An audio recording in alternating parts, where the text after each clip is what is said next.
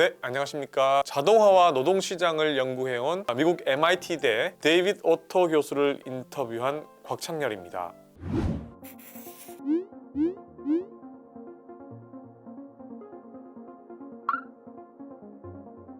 이분이 이제 미국의 노동경제학자인데요. 네, 보통 로봇이나 AI가 인간을 파괴하거나 아니면 인간 일자리를 빼앗는다면서 로봇을 부정하거나 싫어하는 학자가 있는 반면에 AI 때문에 사람 일자리가 더 생기기 때문에 훨씬 더 이득이 된다, 이렇게 보는 교수들이 있는데요. 이 오토 교수는 대표적으로 친로봇, 친-AI 학자로 알려져 있습니다. 이분이 1998년에 낸 논문이 있는데요. 그 논문에서는 이 1940년부터 1996년 사이에 미국 노동자의 학력과 임금 변화를 분석해 보니까 이 컴퓨터 개발 기술은 임금 상승을 불렀고, 이로 인해서 대학 졸업자에 대한 수요가 증가했다. 그러니까 더 많은 일자리가 생겼다, 이렇게 주장을 했습니다. 또 2015년에도 논문이 있었는데요. 이 논문 제목이 왜 아직도 그렇게 많은 일자리가 있는가 였는데요. 이 논문에서도 자동화와 노동이 서로 이제 상호 보완 작용을 하면서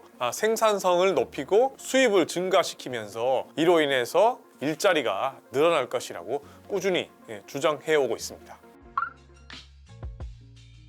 요새 화제가 되는 챗 GPT가 계기가 됐는데요. 미국의 스타트업 오픈 AI가 작년 말에 내놓은 대화형 인공지능 챗봇이잖아요. 이 챗 GPT는 사용자가 질문을 하면 방대한 정보를 수집해서 정교하고 아주 논리적인 글을 만들어서 그에 걸맞은 대답을 하는 대화형 인공지능입니다. 그래서 제가 오토 교수한테 질문을 했습니다. 챗 GPT 때문에 일자리가 없어지지 않을까요? 그랬더니 이분이 이렇게 말합니다. 물론 조금 단순한 일은 대체가 가능할 것이다. 예를 들어서 광고 문구나 신문 기사나 편지 같은 거 챗 GPT에 초안을 만들어 달라고 하면 그걸 바탕으로 해서 수정해 나가면 상당히 편하고 시간을 꽤 절약할 수 있다, 이렇게 이야기합니다. 그런데 이분의 말은 이 창의적인 일자리는 도저히 대체하기가 어려울 거다, 이렇게 확신을 하고 있었습니다.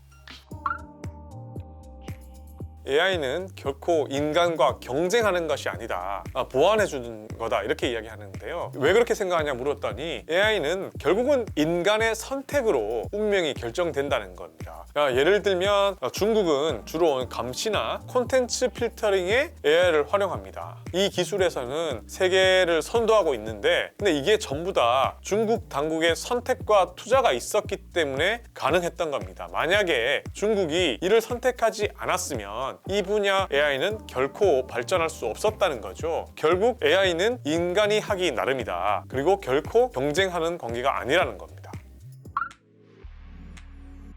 약간은 이제 뻔한 이야기일 수도 있는데요. 간단한 계산 작업 있잖아요. 이거는 기계가 훨씬 더 빠르고 정확하잖아요. 그렇기 때문에 우리는 기계를 잘 활용할 수 있는 사람이 돼야 된다는 게 이 오토 교수의 설명입니다. 의사를 예를 들었는데요. 근데 이 의사라는 직업은 단순히 전문 지식만 쫓는 게 아니라 지식을 활용해서 사람들의 요구를 전문 지식에 맞게 번역해야 하는 직업입니다. 굉장히 가치 있는 일이라고 오토 교수가 말을 하는데요. 자신만의 가치를 만들어낼 수 있는 사람에게 훨씬 더 많은 기회가 갈 것이라고 오토 교수가 주장을 했습니다. 이렇게 이제 많은 기회를 잡기 위해서는 가장 기초적인 것이죠. 읽기와 쓰기와 말하기, 분석하기, 이 모든 것을 잘 배워야 되고요. 학교에서는 이 분석하는 사고방식을 길러야 되고 추론을 할 수 있어야 되고 이것을 바탕으로 의사결정도 확실하게 내릴 수 있는 그런 능력을 키워야 한다고 주장하고 있습니다.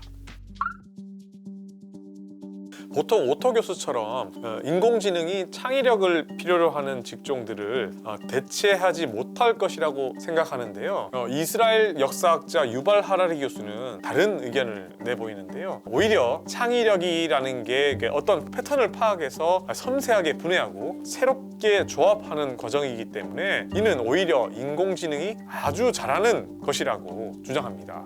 보통 대체하기 쉬운 직업은 데이터만 분석하는 업무들 있잖아요. 정보를 받아서 분석하고 그 정보가 축적이 되면 결과가 나오는 일들, 그 관점에서 보면 의사는 인공지능에게 대체될 가능성이 높은 직업 가운데 하나로 보이고요. 오히려 간호사가 대체될 가능성이 낮다고 볼 수 있습니다. 왜냐하면 간호사는 붕대를 감아주고 아이에게 주사를 놓거나 아이를 다독여줘야 되는데 이는 인공지능이 하기가 어렵다는 거죠.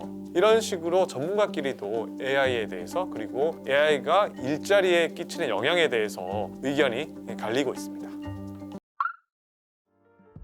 네, 그 인공지능이 막 지금 당장은 세상을 엄청나게 바꿀 것처럼 보이는데요. 그만큼 우리도 인공지능을 어떻게 잘 활용하고 어떻게 잘 따라가야 되는지가 중요해질 것 같다는 생각이 들었고요. 결국은 이 인공지능의 결말은 한 100년이나 200년 지났을 때 그때 우리 선조들이 인공지능 갖고 이런 논쟁을 벌였는데 결과는 이렇다. 그렇게 결론이 나지 않을까 그런 생각을 해봤습니다. 지금까지 위클리 비즈팀의 곽창렬이었습니다. 감사합니다.